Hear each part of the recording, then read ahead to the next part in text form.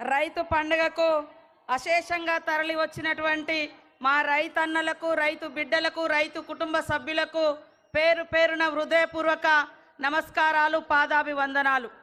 ఈ రైతు బిడ్డ, రైతు పండగ, ఈ మహబూబ్ నగర్ మట్టి బిడ్డ, ప్రజానాయకుడు మన ముఖ్యమంత్రి గారి ఆధ్వర్యంలో ప్రతి రైతు సంతోషంగా ఉండాలనేటువంటి లక్ష్యంతో వారు తీసుకున్నటువంటి అనేక విప్లవాత్మకమైనటువంటి మార్పులలో భాగంగానే ఈరోజు దేశంలో ఏకకాలంలో 18,000 కోట్ల రూపాయల రైతుల రుణమాఫీ చేసినటువంటి ఏకైక ప్రభుత్వం మన ప్రభుత్వం, కాంగ్రెస్ ప్రభుత్వం.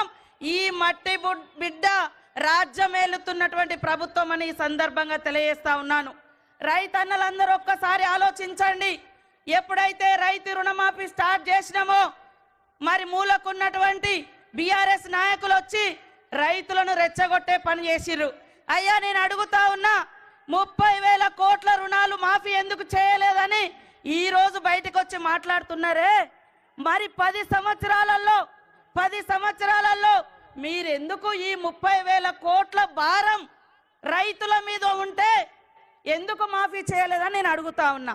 ఈ 30,000 కోట్ల భారం కాంగ్రెస్ ఇచ్చిన భారమా?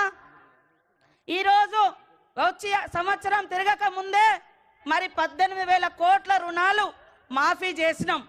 కానీ బీఆర్ఎస్ ప్రభుత్వ హయాంలో 2018 నుంచి 23 వరకు వాళ్ళు చేసింది 5 ఏళ్లలో కేవలం 11,000 కోట్ల రుణాలే.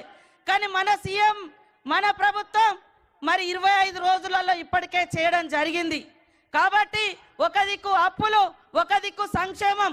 ఈరోజు నేరుగా రైతుకు లాభం అవుతుందంటే సన్న వడ్లు కొనడంతో కౌలు రైతుల యొక్క అకౌంట్లలో కూడా డైరెక్ట్గా డబ్బులు పడుతున్నాయి.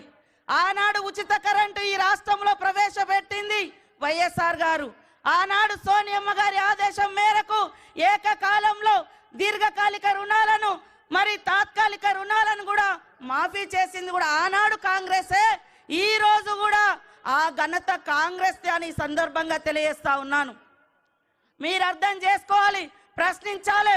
మీరు 10 ఏళ్లలో ఎందుకు ఏకకాలంలో 1 లక్ష కూడా రుణమాఫీ చేయలేదయ్యా? ఈరోజు దొంగ డ్రామాలు వేస్తున్నారు. ఈరోజు ప్రజాప్రభుత్వం చేసేటువంటి కార్యక్రమాలను ఎందుకు అడ్డుకుంటున్నారు అని ప్రశ్నించాల్సిన అవసరం ఉంది. ఊరంతా అప్పులు చేసిపోయినట్టుగా అన్ని శాఖలలో అప్పులే ఉన్నాయి. సర్పంచ్ల అప్పులు ఇవ్వలేదు, రైతుల మీద 30,000 కోట్ల రూపాయలు రుణభారం పెట్టిపోయిండు. అదే విధంగా ఉచిత విద్యుత్ ఇచ్చిన అని చెప్పిండు. 60,000 కోట్ల రూపాయలు మరి ఉచిత విద్యుత్ బకాయిలు ఈ రోజు కట్టకుండా అప్పు మిగిల్చిపోయింది ఎవరు అని నేను అడుగుతున్నా. కాబట్టి వాస్తవాలను, నిజాలను తెలుసుకోండి. ఈ ప్రజాప్రభుత్వాన్ని దీవించండి అని మీ అందరికీ కోరుకుంటూ, జై జవాన్, జై కిసాన్.